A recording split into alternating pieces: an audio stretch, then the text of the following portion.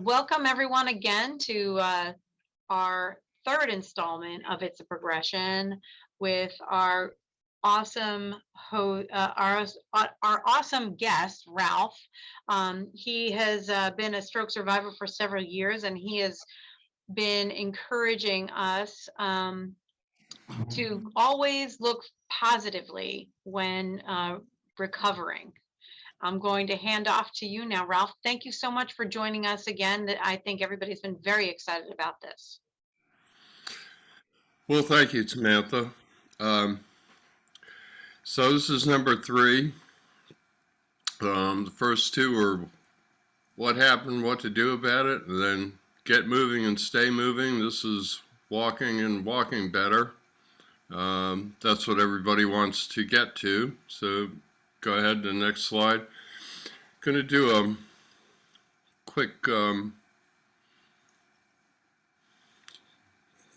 you click next slide? Yeah, there we go. Okay, a little quick disclaimer of sorts. I'm not a physical therapist. Like Samantha mentioned, I'm a stroke survivor. And these are the things I did in my own recovery. I think they're safe. They're mostly things that I stole or borrowed from physical therapists or worked out myself. They don't involve any kind of real danger or anything. If you have a physical therapist, you should always check with your physical therapist. It's like checking with your doctor before you start an exercise program. And once again, this is the third time, the order is difficult because there's so many things you need to know at once, and walking is not a simple task. Okay, next. So I'm going to do a real quick review. Some people might not have seen the other ones or might need to go over it. So obviously, in order to walk, you're going to have to be able to stand up. You're going to also have to have some level of balance. And you're going to need to be able to weight bear somewhat on your affected foot. Even if you do that quick step shuffle because you can't weight bear, you have to be able to put some weight on the affected leg or you can't really move forward. Because balance and weight bearing could be an issue, you might very well need some type of walking aid at first. So next.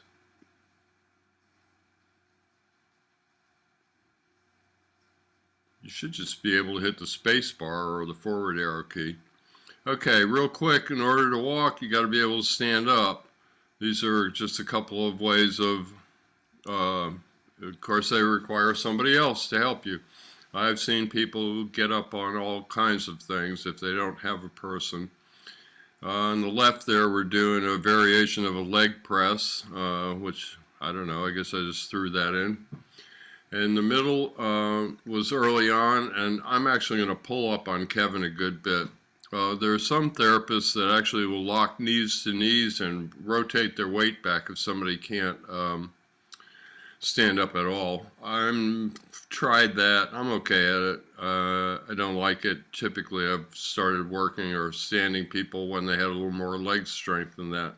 And on the right, we've got like an elbow-to-elbow thing where the survivor can't really pull up on you very much, but they feel the stability. So those are some ways to get up. Next. We saw this one too before. This is me faking hemiplegia on the left with a grab bar in a wheelchair that is locked because if you have any problem, you need to sit back down in it. You don't want it wheeling away and leaving you on the ground or tipping over or anything like that. Next. And ultimately, what you want to be able to do is to be able to do a sit to stand. And on your own, pretty much. That's when you get to do that, that's when you're going to really be making some progress. And there's some people and some therapists teach people to cross their arms on their chest. I actually, when I get up after dinner, I got a couple dinner plates. I'll stick them out. I don't throw myself, but I'll use my hands and whatever to counterbalance. I guess they feel if you cross your arms, you don't have your arms involved. and you're doing it 100% with your legs. That makes sense. Next. So, I mean, one of the best ways to get walking is to have somebody who's willing to walk you with a gait belt. Now, most people are pretty scared of this.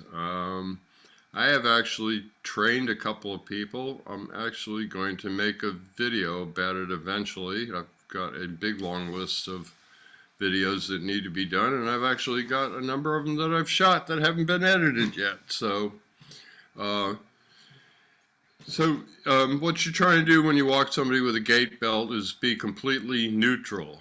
You want to take steps when they take steps. You don't want to pull on the belt at all. Kevin on the left, it took me about 2 months for him to let me walk him with a gait belt because he had bad experiences with therapists pulling on it, and he thought I was going to pull on it, but he found out when we finally first did it, and those are his very first steps without his cane. Yep, he's got it in the air for security, but those are actually his first steps without a cane. So, next. And our old familiar best walker, the old shopping cart, mainly because if you don't want to stay home and you go out, why should you sit in the car? You may as well go in and walk around, grab your own shopping cart and walk around with your family caregiver or whoever you're at the store with. On the right's a walking frame, but I left it in because, you know, you can stand up on about anything. There's a deck fence and railing back there. I wheeled my wheelchair up to one and used it to stand up on. And then once I got stood up, I did weight bearing on my arms and all kinds of things. So you just have to be innovative. You know, when you're dealing with me, you're going to always get like, you know, the answer is always, well, find something to make it work. So next. And this is an example. I don't control these videos. He put things over the top. These are actually, if you look, they're yesterday and the day before. This is a stroke survivor in my group that is using a newel post to stand up with. He locks his chair and he can stand up. Then the next day he decided to go up the steps using the railing, and he backed down. The point of this is don't let things become an obstacle. You know, trying to remove, well, I can't do that. I don't have one of those. I can't do that. Obviously, you want to always remain safe, but you also don't want to run into a brick wall. So don't let yourself run into a brick wall. Next. And these are the other types of, the various types of walking aids. Got your hemi walker. You may as well go flip through these. Next. There's your basic hemi walker. They're useful for people with hemiplegia with with one side wiped out and very little or no use of their hand because they can go on, the walker goes on your strong side. I'm not a big fan of them. I know they're necessary. That's why you hear the hesitation in my voice. They tend to make you lean, and we're trying to get people to stand up straight. But they're necessary. They are necessary for some people to get them going. So that's why they exist, and that's why therapists recommend them a lot. So next. This is your basic standard walker, or in a lot of the rest of the world called a walking frame. That's why I put that in, because we never know who might be listening internationally. Yeah, this is your basic folding walker, cheap, convenient. A lot of people get them. Doesn't work so well with somebody with one hand. The other thing is you have to be really careful about this kind of walker not to lean. In this case, you lean forward. I had a stroke survivor who used one for about a year or so before he was ready to move to a quad cane, and it took us a year to get him. He leaned forward a lot with his walker. It took us a year to get him to stand up straight. I might have mentioned this before. If I haven't, you don't want to train your brain in bad habits because they're harder to get rid of. It's easier, to me, it seemed easier to get something going than it was to break a bad habit. Now, since you can't walk perfectly on day one, you have to accept things, and they are, in a sense, bad habits, ready to become habits if you stick with them too long. Of course, you can't get rid of something until you progress past it. So, you know, it's not like you can just say, well, tomorrow I'm not going to do that anymore, because if you could do that, then stroke recovery would be a piece of cake. You just say, I'm going to get 50% better tomorrow and the next day, and you'd be done. Anyway, next is the rollator, or some people say rollator, and it's really handy. It's got a place you can sit. It's got a place you can put stuff. Again, we're back to one-handed. It doesn't work very well for one-handed people. The other thing is, believe it or not, see the two brake levers?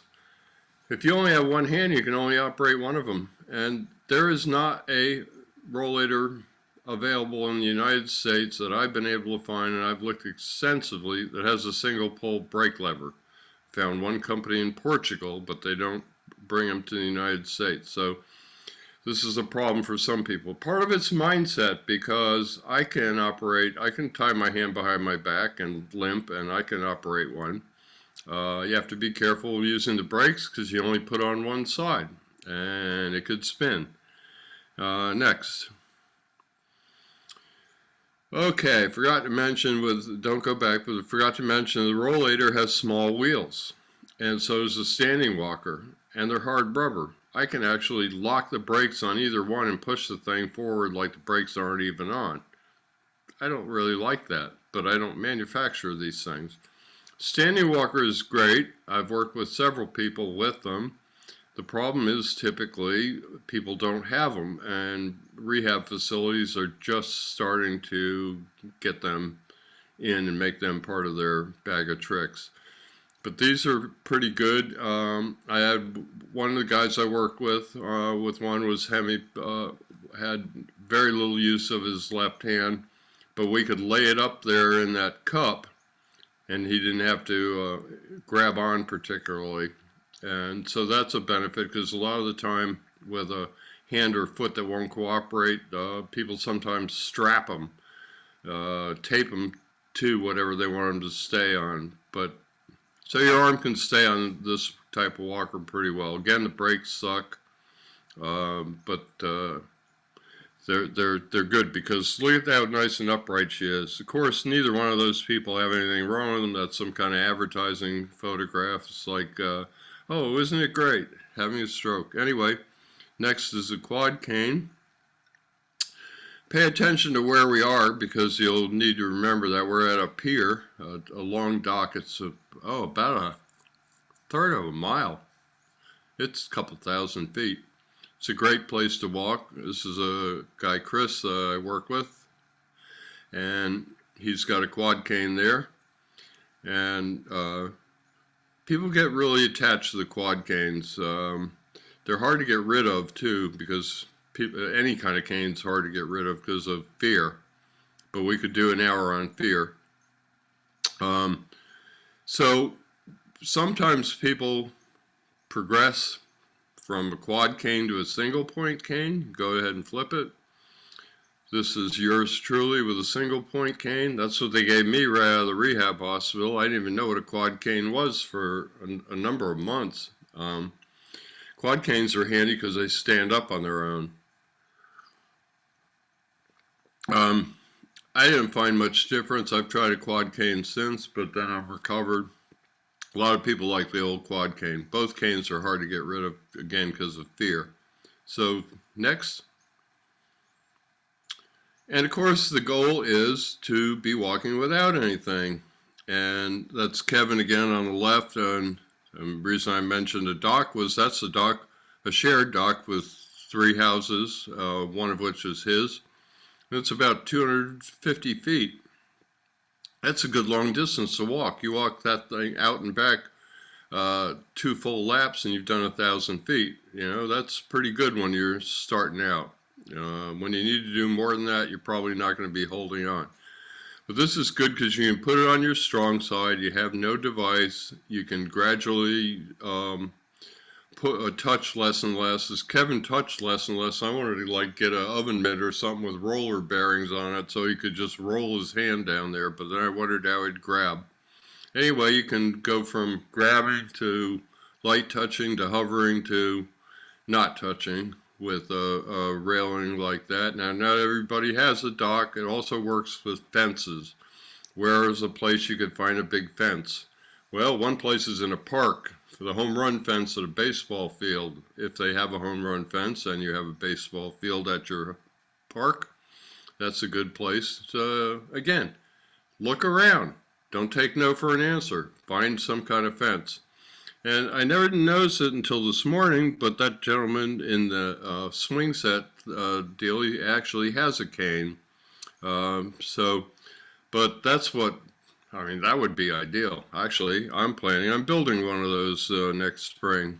They wanted $25,000 for that one. I think I can build one for about $1,000. What I'm going to do with it after that, remains to be seen. Anyway, next.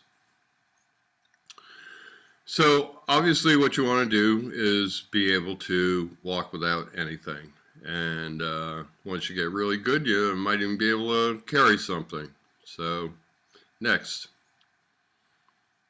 And you know, walking is a complex task. It involves a lot of parts and pieces. You got starting at the bottom, you got your feet and your ankles, your calves, your knees, your upper legs, your hip, your core, and let's not forget balance. I mean, balance isn't something you can touch, so I didn't put it in the list, but balance is important. And you used over 200 of your 600 muscles. Those are rounded for sake of convenience. I think you have 640 muscles and you use more than 200. When I was looking that up to double check the statistics, because I'd actually heard you use 2/3 of your muscles to walk, which would not be true. I noticed that it said you use more muscles to walk than you do to run, because in running there are a couple of muscle groups that propel you forward and you don't do the same kind of heel strike. So walking is a complex thing, because when you run, you're more running on your toes, and when you walk, you land on your heel, you roll through off of your foot, a lot more foot muscles, leg muscles, a lot more muscles involved. I better be careful here. I'm not trained in anatomy. Next. So, what did I do? I did a bunch of those exercises, but, well, we haven't seen the exercises yet. I did a bunch of exercises, but right away I started walking. And I did my best pattern walking. Of course, this is after I had to start over. I had a physical therapist who had me focusing on distance, and my form was terrible. One day, his physical therapy assistant chased me out in the parking lot and said he's wrong. So I called back to the rehab hospital. They told me to walk on my heels, walk on my toes, and walk my best pattern walk, the best pattern I could. So I called it pattern walking. And I learned at that point to concentrate on form over distance. And it didn't take me very long. While it took me 4 months to get where I was, it didn't take me even a month to get to where I could walk 3 miles again with proper form. I tell this to people who go on vacation and stuff and feel bad if they take a week off. Yeah, you go backwards, but it comes back so much faster than the first time. A lot of people want to train for speed, and I've done that, and what ends up happening is you end up feeling like you're running down the hill and about to outrun your feet. You fall forward, and I've actually dropped to my knees one time at the end of a walk when I realized how far forward I was walking. Anyway, speed I found comes with form and a more natural walk. What we're trying to do is to forget about all the thinking about walking and get back to the way we walked pre-stroke, because we didn't really think about walking. Once you have a stroke, your brain doesn't remember anything from before. There's no memory in your brain of how you walked. It did it all automatically at the moment you needed to walk. So, we sit in the wheelchair and go, how did I walk? Because you never had to think about it before. Anyway, I find that speed will naturally come with form because you get back closer to a natural walk when you work on form. There are certain times where speed can be used, like with music therapy or in controlled situations like a treadmill. You can up the speed and hold on, and you can actually, somebody in my group the other day bumped the treadmill up from 1.5 to 2. I thought maybe 1.75, but she went all the way to 2, and it actually made her foot behave itself better. She'd been thinking and thinking about bringing her foot in. Her unaffected foot had moved slightly out and was pointing out to give her a wider stance. When she bumped up the speed, but like magic, after a month of trying to control that and getting a little bit better, it suddenly went away because she's having to use all of her brain to deal with that speed, and that part of that bad habit kind of got pushed to the side. That's my theory, anyway. Like I said, this is all opinion, but I did go through it. I do watch a lot of people walk. I watched this happen this week, so there you go. Next. And so I've got a YouTube channel, and one of the playlists is Walking Better. There are a whole lot of exercises you can do to walk better. I mean, I've got 20 something, and I've got a few more shot and not edited. I could easily make 20 more. That's 40. I bet you could come up with 100 exercises. At some point, some of them are duplicates. So anyway, I try to put these in the order that I think you should do them in, and I've got a big top four, because they're 22, and that's going to overwhelm people. So I tell them, just do these 4 to start if you don't know where to go, where to start. Of course, telling somebody where to start is difficult, because unless you can see a video, you really don't know. On the other hand, every time I see a video, I come back, not every time, all but 1 or 2 times of the hundreds of 100 or so videos that I've watched of people walking. My recommendation is the same thing. It's upper leg strength. Everybody will tell you, my knee doesn't bend. We'll get to that in a minute. It's not your knee. Next. So we've got, starting at the bottom, you got things that you can do to build up your ankles. These are all things that I did or early on in recovery or discovered later and did. There's plenty of good things for ankles.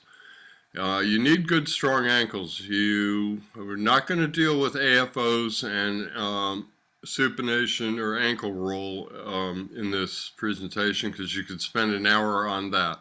So I'm assuming you don't have ankle roll, or that you're wearing an AFO and that you may have to take it off to do a couple of these exercises, but they're not weight bearing and shouldn't really have any problem or cause any safety issues. I'm big on not getting hurt. I'm big on having something to hold on to. I'm big on safety.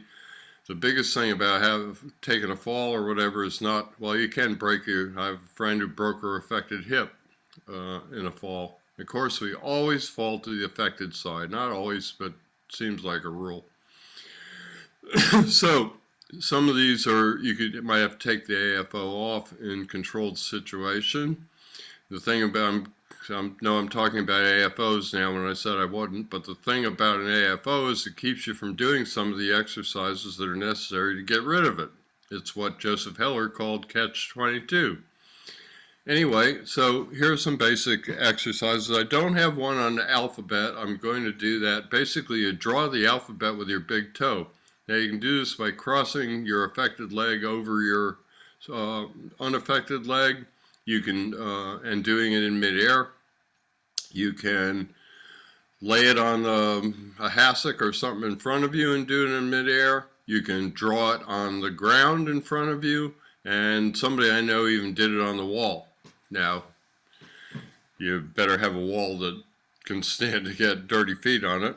Anyway, so let's go through these other than alphabet real quick. And first is eversion. And eversion is basically taking your feet and moving them out. And so that's what we got here. I figured I would toss in that little slide on the right to show you that sometimes you've got to actually go to some extremes to be able to show something to somebody from the angle or point of view that you want. That's my cameraman Chuck sitting on top of a 6-foot ladder. He obviously hadn't had a stroke, because I wouldn't. I'm a cameraman with every bit as much experience with him, but I'm not sure I'd be real comfortable up there. Actually, if somebody plunked me down up there, it'd be okay. It'd be the getting from going up the ladder, I'd be okay. It'd be getting from, and he walked up the ladder with the camera, of course. If I could get up there and somebody hand me the camera, maybe. But anyway, next. And this is down and in, up and out. Sounds, I mean, that's just what I call it. There may be an official name for it. So what you're going to do there is you're going to point your toe in and down. My toe is not pointed down as far as I can point it, but I just grabbed still frames out of the video. Or maybe these were still shots. Anyway, and then you pull it up and to the outside. This is a real good one. One thing you have to be careful of is if you still have a lot of spasticity in your affected leg, and you start pointing that toe, and you start to feel like it's cramping or it's increasing your spasticity, in a sense, when you point your toe, you're playing into the stroke patterns. We have certain stroke patterns, like the arm coming up across the chest and the toe wanting to go down. A lot of people can't put their heel down when they try and weight bear. So if that happens to you, stop short of that. Don't point it. You don't ever want to play into any of the stroke patterns. You want to always fight them, work against them. If your arm's wanting to do this, you want to work it on extension. If your hand's in a ball, you want to work on opening it. Always fight the stroke pattern. Next. This is basically heel-toe pronation. Basically moving your toes up and down. Now you can do this in a wheelchair by raising your toes, but you can't point them down very well. One thing you can do is do heel raises and do them on the steps, and you can dip below. But that's, you have to be able to stand on your toes and have your heels hanging off. It's not that high level, but it's a little higher level. This is something that anybody can do. What I've done is I've just got my legs kind of stretched out in front of me on my heels. And on the left, I'm pulled back almost as far as I can. The thing about this versus having your foot flat is you can go down. You can point your toes all the way down and go, if you were sitting in a chair, you'd have to dig into the earth with your toes. On the right, we've got them down, but what I'm showing you there is I'm left affected, so I'm using my right there to assist my affected foot through the range of motion. This is something you can do a lot. Oftentimes you do it with your good hand. It's kind of hard to reach down that far, and so this is a way that you can get it going rather than say, I can't do that.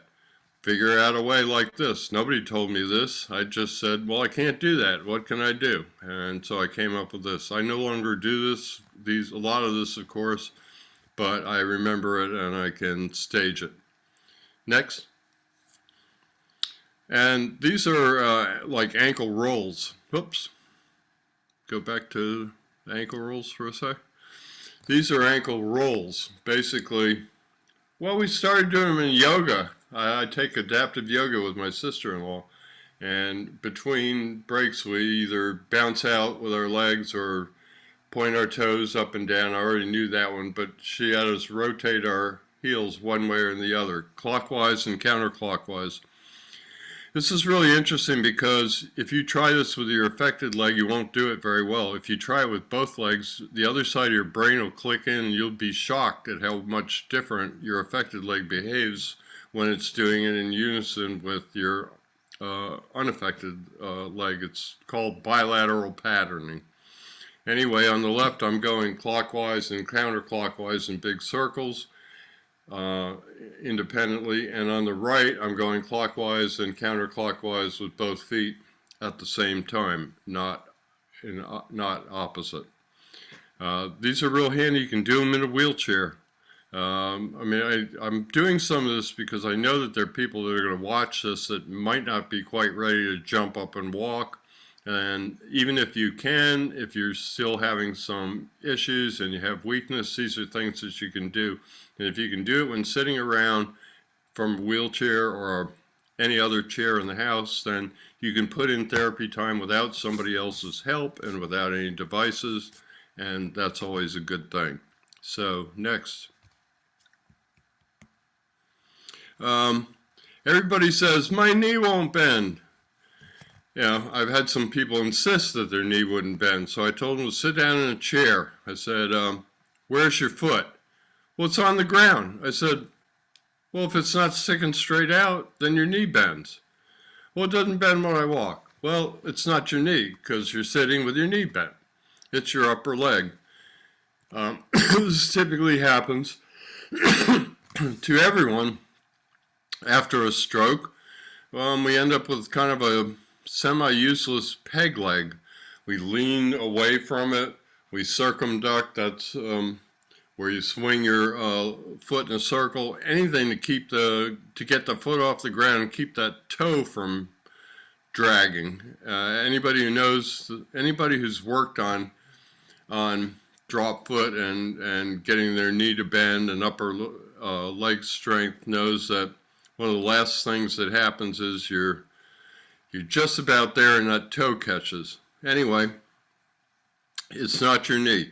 So what do you need to do? You need to build up your upper leg, hip, and core, of course. One of the problems that is the knee is hyperextension. This comes from extreme weakness of all those muscles.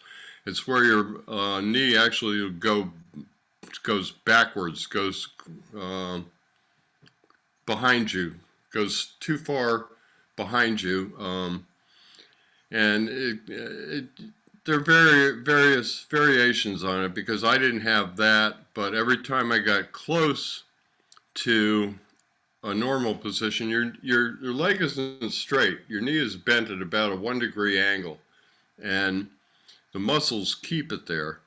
I didn't have hyperextension, but my knee would lock, kind of, not way back in, but it would kind of want to go to that locked position when I got too close to it. So what did I do? I trained my brain to stay away from it. And you'll see the result of that in a minute. Back to upper leg strength, because one of the things that will overcome hyperextension, in my opinion and experience, is to build up the upper leg muscles. Because again, it's their weakness that's allowing that knee to snap all the way back. One thing that is sometimes required is some type of knee brace, sometimes called a Swedish knee cage. I don't have any pictures. They're fairly common. Hopefully you won't need one. Next. One thing that I do know that you can do is, that I've done, is shallow knee bends. These are from videos, so they're really hard to show movement, knee bends. On the left, I'm doing it with both knees, both legs, and on the right, I'm doing shallow knee bends with affected leg only. Now these are great, and what I do is I just work like really close to that 1%. And but if your leg is weak, particularly if you do them on affected leg only, I'm 13 years out, I walk pretty good, but you know, I stand on one leg and try and do affected leg only shallow knee bends. Boy, that's a mouthful. And I have a problem with it. After 5 or 6, I'm not like moving through the range of motion smoothly. I'm a big believer that strength comes from being able to move through the entire range of motion smoothly and with power. So one thing I did was, when I was in pool therapy recently, I went and I can only do about 5 or 6 affected leg only ones on land before I start to feel like my form is bad and I shouldn't be doing them because I could be reinforcing something that I shouldn't. And so I tried them in the pool, and I could easily do 50. And I can move shallower and make them harder, move deeper and make them easier. And I very much feel like I was moving through the entire range of motion with strength. And so next. And remember I said, so what did I do? Because I was scared of having that knee locked, I learned how to stay away from it. On the left is about 2 or 3 years after my stroke. On the right is about 10 years after my stroke. Look at my knees compared to my granddaughter's knees. I catch myself all the time, even now, even to this day, even knowing about it for all these years. So what I'm talking about bad habits. I'm sometimes in the kitchen cooking and I notice my knees. I got both my knees bent and I'm propping myself up against the cabinets. I don't need to do that.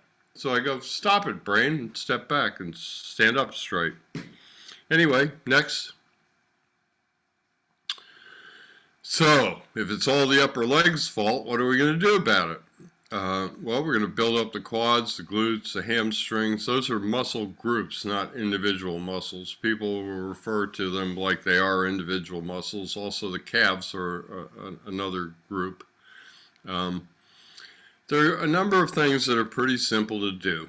It's great if you got like some kind of robotic treadmill that'll keep you from falling and everything, but most people don't. And most people run out of insurance even if they had access to one of those at some point.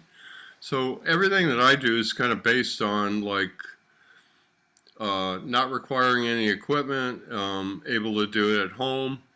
And you'll notice when we get to the end of here that I'm going to show you me walking, but I'm not showing you exactly how to put all this together because that's something that is different for everybody, and you kind of have to be there. And I could coach somebody through that, but I might have to be with them, 10 or 20 weeks, go in there once a week or whatever, and working on the next thing and the next thing. It's back to, like I said, in week 1 and 2, you got to learn all you can about the brain and become your own physical therapist. I pick every therapist's brain all I can. I try not to be annoying. But and most of the ones that around here know what I'm doing and they're more tolerant of me now that they know that, but I'm always asking questions. So if you're going to physical therapy and not asking questions, you're wasting some of your time. I mean, you're wasting not your time, you're wasting an additional opportunity. How about that? So, I mean, some of these things are just tried and true. High stepping. I mean, you want to move, you want to walk, so you're going to have to pick up your knees, and it's basically walking in place. Knee bends, I think they're maybe the single best thing you can do, other than perhaps stairs, and we'll get to stairs in a minute. Like I said, there's a million things to do at the same time. The order here is tough. A couple more. So those are the big 4 I always recommend. High stepping, knee bends, heel raises, and weight bearing. You got to get that heel down. You got to be able to put weight on that affected leg, or you're going to do the little stroke shuffle, where you go ba-doom, ba-doom. You're putting the weight on that affected leg for the shortest time you possibly can. There are a number of other things, probably 50 other things, butt kickers, vertical leg extension, lots of things. And you can do all these at the counter or wherever. I'm getting ready to show you a couple of wherevers here. So next. I use the fence in my backyard. Anything you can grab onto. On the left there, I'm doing high stepping. Chuck's got it easy. He just rolls the camera and doesn't have to balance on top of a ladder, except in the middle slide where I'm doing kicking. And what we're showing there, he did shoot that from the side, but what we're showing is I always have a visual. And when I kick with one leg, it goes up to, well, I'm using the top of my computer screen now. And I make sure when I kick with my affected leg that it also goes up that high. So I'm using a step, and I actually in this video put a line on the step and showed how I was trying to make it even. Of course, when you first start out, you have leg weakness, or you wouldn't be doing this. and your leg won't go as high, but that's your goal, to get them even. And then on the right, we're doing knee bends, and I love knee bends, or some people call them squats. Next. There are toe raises. I didn't have a still. I have a video on doing it on the steps. Like I mentioned before, you can put your toes on the steps and let about half of your foot up to the ball of your foot on the steps. It's not that difficult. I use steps with a railing on both sides. I show people how to move towards your strong side. Always have your strong side next to the railing so you can grab on if need be. And if you can stand on your toes, then you can dip below grade. And then what's happening is your heel raises become toe raises. Not only that, but your body weight can help force it down. So a lot of times, we move things. In my toe lifts video, I show people who can't get it going how to pull with a rope or a TheraBand. So using your weight is another trick to get that range of motion where you don't have it yet by controlling it with your brain. If you move through that range of motion and you think about it while you do that, then ultimately I have found I made connections, and I've seen other people make connections. Like I mentioned, there are a zillion others. On the middle, I'm showing it's a 4x4 instead of a $100 maple therapy block, and I'm using a walker instead of parallel bars because I don't have a $2,000 set of parallel bars, and neither do you at home. And so that's a step over. Also there's another one where these are both on foot placement, where you put your toe up on the block repeatedly, and you learn to do that without looking. That's called proprioception. On the right, something called foursquare. You just put a tape on the bottom and you move your affected foot around. When you get really good, you can try it with your unaffected foot, because that means you're balancing on your affected leg. Good luck with that. You can do it, but it takes a while. It took me a long time, and I'm still not very good at balancing on my affected leg only. Next. These are pretty high level. This is what the rehab hospital told me to do to start over. And I'll tell you what, walking on my heels was a game changer for heel-toe pronation, landing on my heel, rolling off my toe. It just completely changed that dorsiflexion or heel-toe pronation equation. You have to have pretty good balance to do this, because if you lean back on your heels, you don't want to go over backwards. Toes is easier, and more people are used to walking on tippy toes. We all did that when we were kids, and very few of us walked on our heels.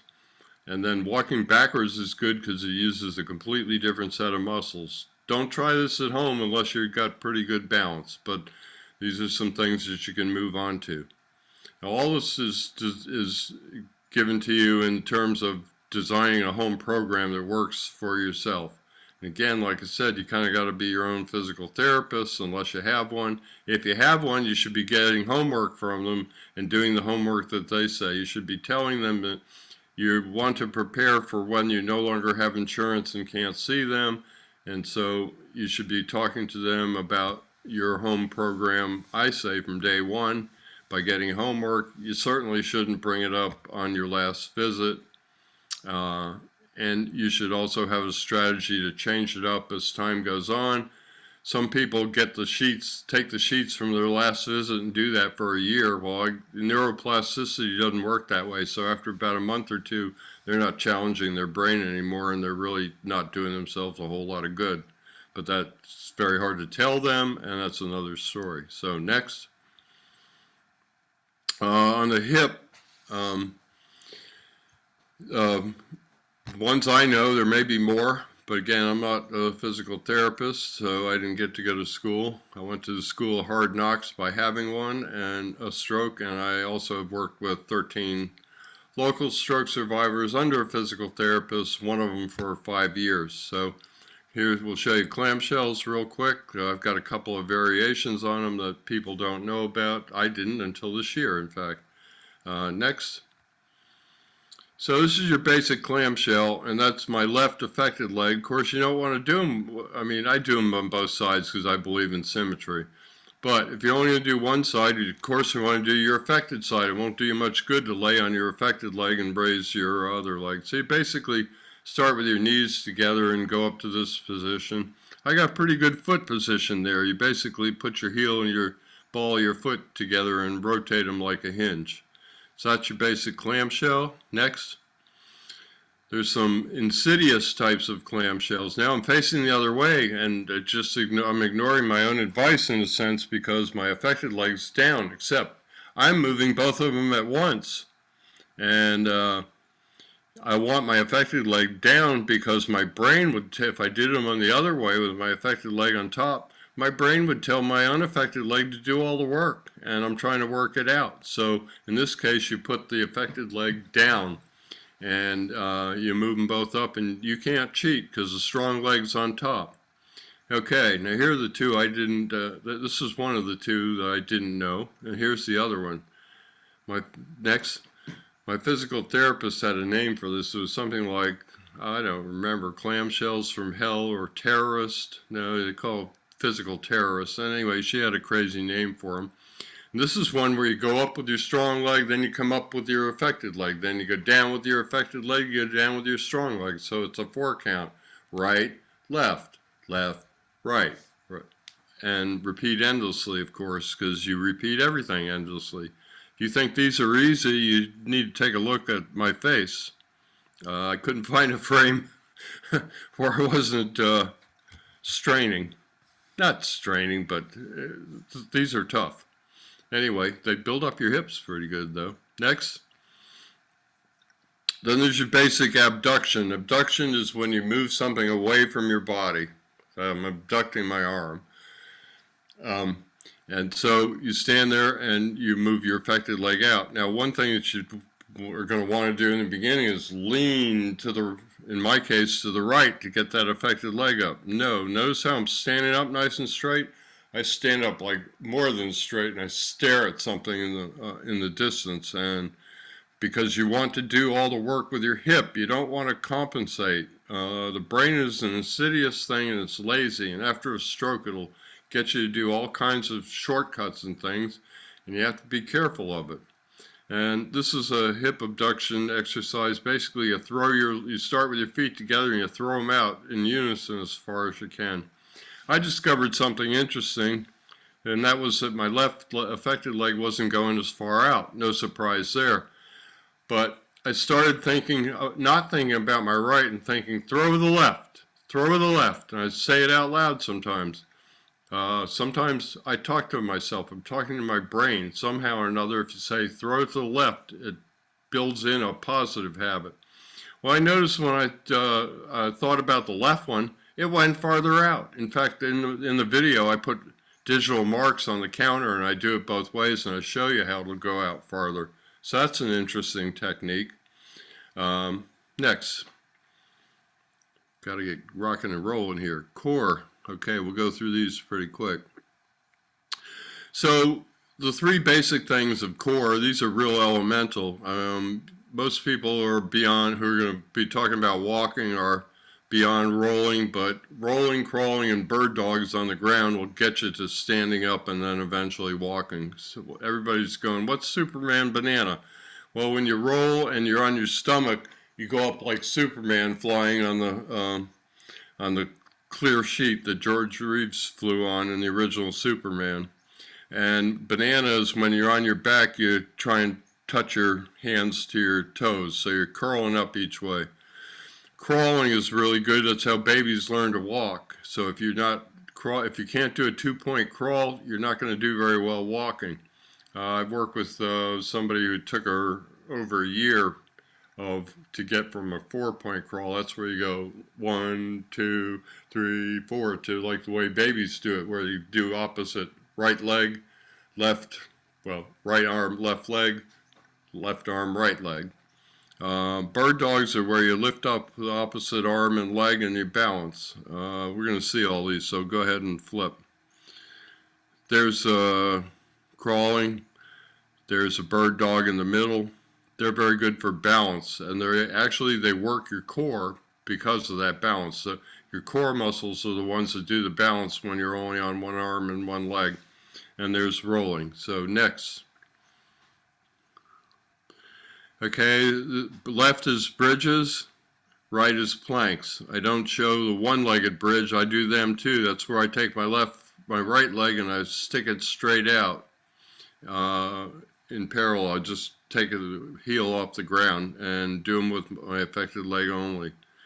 Well, I'm yoga breathing there. You can see I'm diaphragm breathing. You can see the big hole below my rib cage there. You want to make sure that you breathe in on the down, not the up. It seems backwards, but that's the way it is. Those are planks. That's a standard plank. Some people do them like a push-up. Supposedly they're harder. I don't find it harder or easier one way or another. Supposedly they're harder when you do them on your elbows like this. So I do 2 variations on them that were taught to me by a physical therapist. You can't do them very well on your elbows, so they're more the push-up position, and that is you rock forward and backwards. And now you're rocking on your toes and you're bending your heels too. I mean, your ankles are bending. You're going through that dorsiflexion movement. Also, you're going in and out of balance, and you're doing a lot of core work. So it's forward, backward, and then left, right. So next. God. Once you get good at a lot of this stuff, it's time to challenge yourself. Like I said, the brain learns by being challenged. So, you can find a safe set of stairs. See how that set of stairs got railings on both sides? Unfortunately, most of the safe sets of stairs with railings on both sides are steel like these or concrete. They're real hard. Of course, I don't suppose there's any soft steps to take a fall on. You don't want to fall. That's why you're using the railings.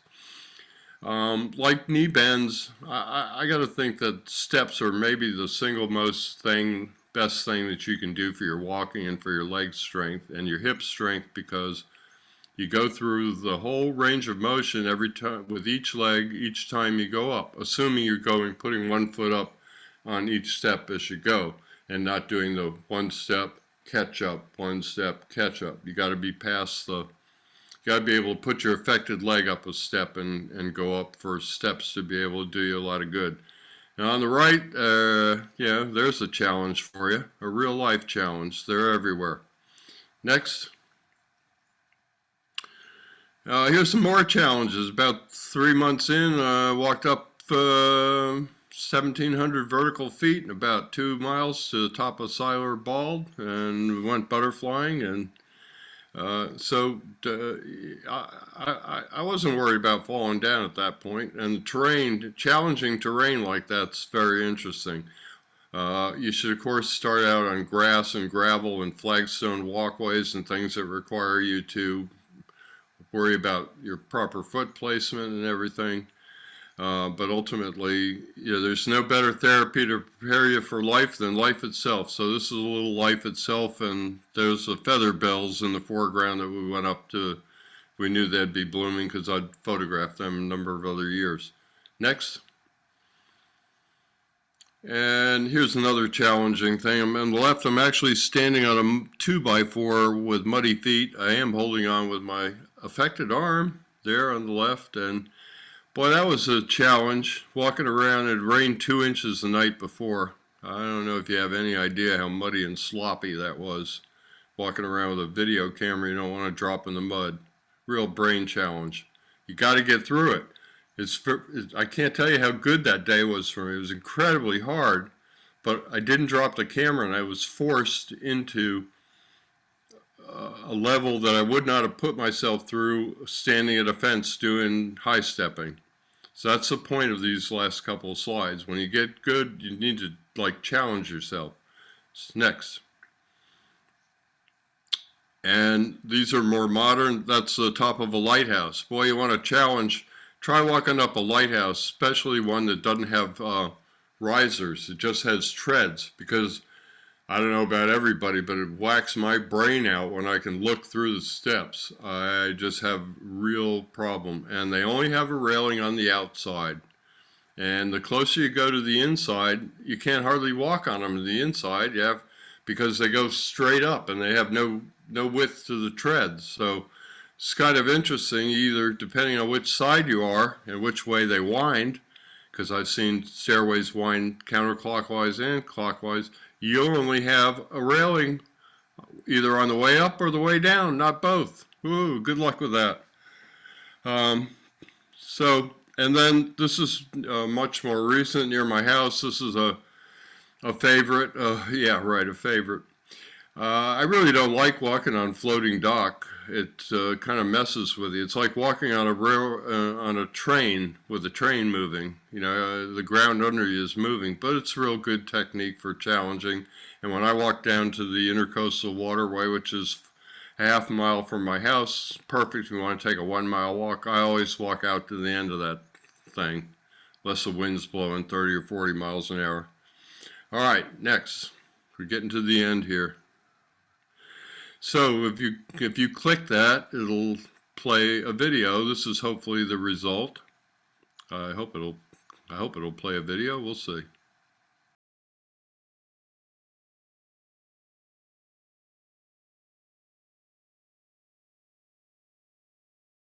And you know, one of my theme songs is "Therapy's all around you." You know, you don't have to go to the therapist. You can come up with your own exercises and challenges. So do that.